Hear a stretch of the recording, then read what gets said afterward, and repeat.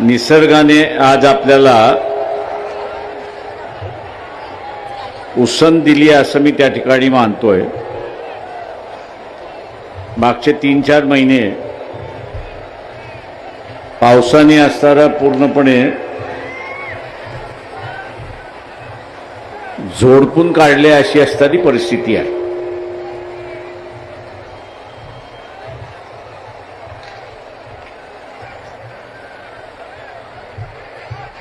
त्या पावसामध्ये शेतीचं अतोनात नुकसान झाले।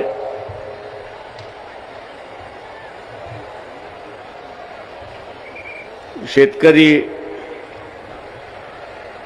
अनेक ठिकाणचा असताना विचारतोय की या अगोदर आम्हाला खावटी मिळत होती, पण आता असताना खावटी मिळालेली नाही।